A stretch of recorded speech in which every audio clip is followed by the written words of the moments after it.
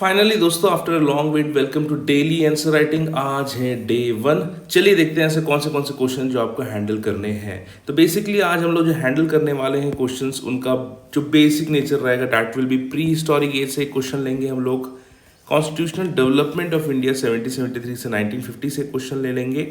और साथ ही साथ ये जो पब्लिक एडमिनिस्ट्रेशन वाला पोर्शन है वहाँ से मैं एक क्वेश्चन लेने की प्रयास करूंगा। हिस्ट्री ऑफ छत्तीसगढ़ मैं कवर नहीं कर पाऊंगा क्योंकि ये स्टैटिक पोर्शन है, बेसिकली इसमें कुछ करना नहीं है। तो छत्तीसगढ़ पोर्शन में हम लोग बेसिक जो पार्ट डील करेंगे that will be related to schemes, current affairs, या फिर कुछ ऐसा क्वेश्चन जिसकी आंसर राइटिंग में हमको मैप, ग्राफ, कुछ बहुत ही इंटरेस्टिंग डेटा या फिर क्रिएटिविटी की ज़रूरत है।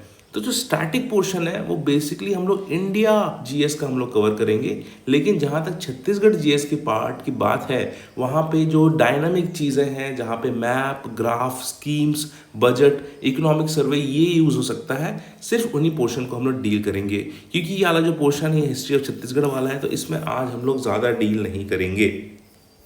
तो आज जो हम लोग पोर्शन कवर करने वाले हैं दैट इज की प्री हिस्टोरिक एज से कोई एक क्वेश्चन उठा लेंगे, कॉन्स्टिट्यूशनल डेवलपमेंट ऑफ इंडिया से एक क्वेश्चन उठा लेंगे, और साथ ही साथ एक क्वेश्चन जो हम लोग उठा सकते हैं दैट इज पार्लियामेंट्री और प्रेसिडेंशियल सिस्टम से। जो मेरा मेन मकसद है दोस्तों डेली आंसर राइटिंग का, ये नहीं है कि मैं सिलेबस कवर कर लूँ। इट इज़ नॉट पॉसिबल कि आने वाले 50-60 दिन में मैं हर एक पोर्शन से एक एक क्वेश्चन करवा लूँ। But the basic sense is कि हर सब्जेक्ट का एक स्टाइल होता है आंसर राइटिंग का, वो आपको कहीं ना कहीं से समझ में आ जाए और उसमें कौन से एलिमेंट्स डालने चाहिए, कहाँ पे ग्राफ डालना है, करंट अफेयर डालना है, लोग किस प्रकार के आंसर्स लिख रहे हैं, ये आपको पता चल जाए।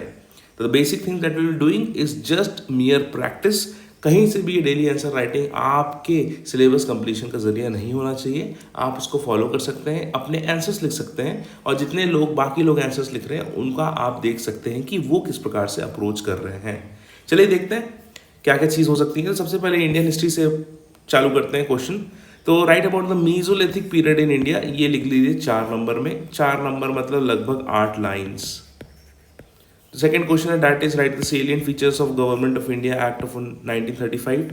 इसको भी 4 मार्क्स में लिख दीजिए, जो कि है आपके 8 लाइन्स। और उसके बाद right the feature of parliamentary form of government, ये 2 मार्क्स में ये पर्टिकुलर आंसर को आप लिखिए। दोस्तों बेसिकली आप हमेशा जो सबमिट करते आ रहे हैं आंसर्स, फिर से एक बार बता देता हूँ, जो लोग नए हैं उसको फॉलो कर दीजिए। सबसे पहले तो आपको टेलीग्राम चैनल में जाना है CGPSC बाय नीर में। उसके बाद इस पर्टिकुलर वीडियो का मैं एक लिंक डाल के रखूँगा टेलीग्राम चैनल में। वहाँ पे नीचे आपको एक कमेंट सेक्शन दिखेगा, उसमें जाके आप अपनी PDF फॉर्मेट है उसको आप अपलोड कर सकते हैं। फिर पीयर टू पीयर रिव्यू होंगे, दिन भर लोग कमेंट करते रहेंगे, सजेशन देते रहेंगे आपको किस प्रकार से आंसर लिखना चाहिए। ऐसा आंसर जिसमें सबसे ज़्यादा लाइक्स हैं उसको मैं पर्सनली खोल के देखूंगा, उसको रिव्यू करने की कोशिश करूंगा। मैं ट्राई करूंगा कि both English and Hindi medium से ये पर्टिकुलर क्वेश्चंस मैं रिव्यू कर पाऊँ। ठीक है दोस्तों, कुल मिला के ज़्यादा क्वेश्चंस नहीं है, हार्डली 2 से 3 क्वेश्चन है।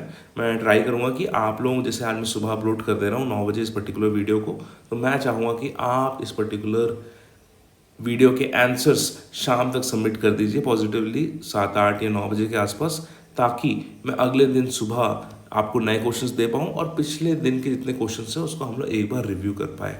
तो बेसिकली दोस्तों 3 क्वेश्चंस हैं, इनको आप अच्छे से अटेम्प्ट करिए।